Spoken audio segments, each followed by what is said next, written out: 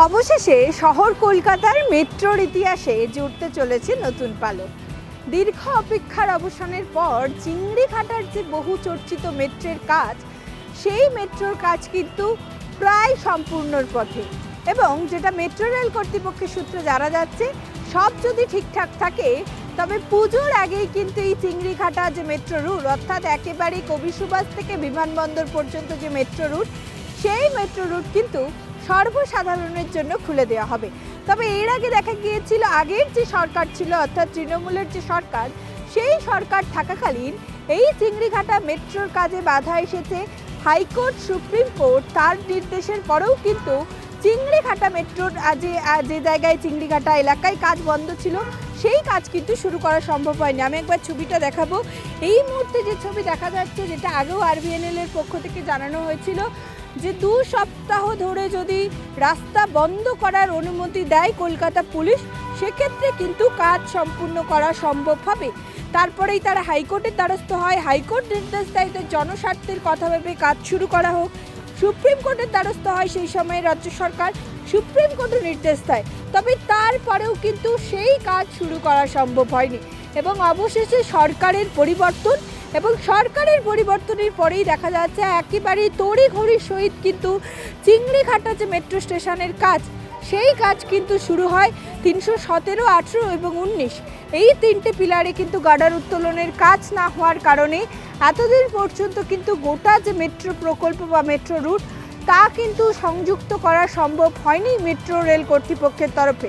এবং প্রায় 60 ঘন্টা রাস্তা বন্ধ রাখা রয়েছে। একদিকে এক সপ্তাহ শুক্রবার রাত 8টা থেকে কিন্তু সোমবার সকাল 8টা পর্যন্ত এক অংশ বন্ধ রাখা হয়েছিল, এবং তারপর আবারও এই সপ্তাহে কিন্তু একেবারে শুক্রবার রাত 8টা থেকে সোমবার সকাল 8টা পর্যন্ত, অর্থাৎ আগামীকাল সকাল 8টা পর্যন্ত কিন্তু রাস্তা বন্ধ রাখা হয়।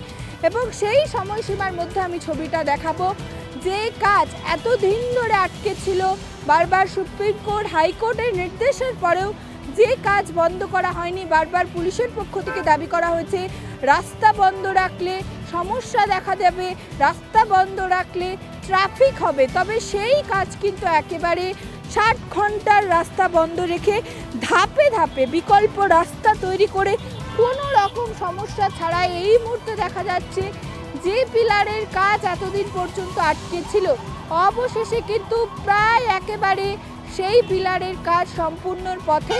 অর্থাৎ সব কিছু ঠিকঠাক থাকলে মেট্রো রেল কর্তৃপক্ষ তারা জানাচ্ছেন যে দুর্গাপুজোর আগেই কিন্তু এই মেট্রো রুটের কাজ শুরু করা সম্ভব হবে।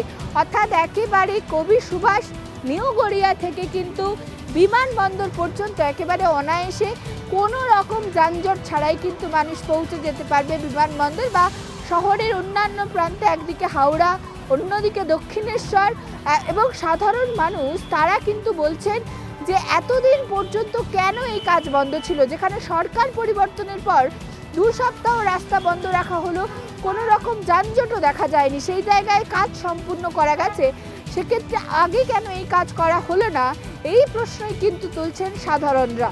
তবে প্রত্যেকেই কিন্তু সরকারের পদক্ষেপে এবং সরকারের কাজে তারা খুশি। তারা বলছেন যে যত দ্রুত সম্ভব এই মেট্রো রুট চালু হবে, তত কিন্তু জনসাধারণের সুবিধা হবে। কারণ যেভাবে শহর কলকাতায় যানজট দেখা যায়, সেই জায়গায় যদি মেট্রো রুট চালু হয় এই রাস্তায়, সেক্ষেত্রে গরমের হাত থেকে একদিকে যেমন সাধারণ মানুষ তারা রক্ষা পাবেন, তার পাশাপাশি কম সময়ে কিন্তু অনায়াসে নিজেদের গন্তব্যে পৌঁছে যেতে পারবেন যাত্রীরা, এমনটাই কিন্তু তারা দাবি জানাচ্ছেন।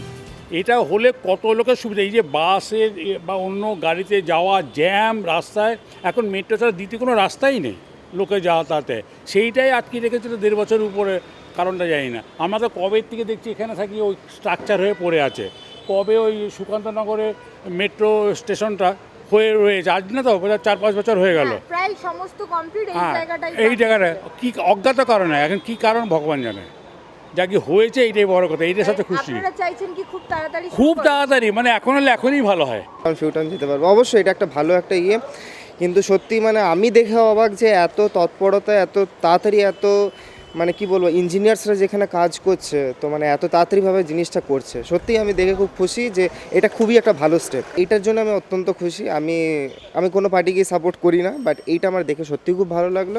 সব মিলিয়ে সরকারের পরিবর্তন এবং সেই সরকারি পরিবর্তনের পরেই কিন্তু তড়িঘড়ির সহিত একেবারে সম্পূর্ণ পথে চিংড়ি ঘাটার কাজ, এবং সব ঠিকঠাক থাকলে আবারও বলছি একেবারে দুর্গাপুজোর আগেই কিন্তু কলকাতার মেট্রোর ইতিহাসে জুড়তে চলেছে আরও এক নতুন পালক।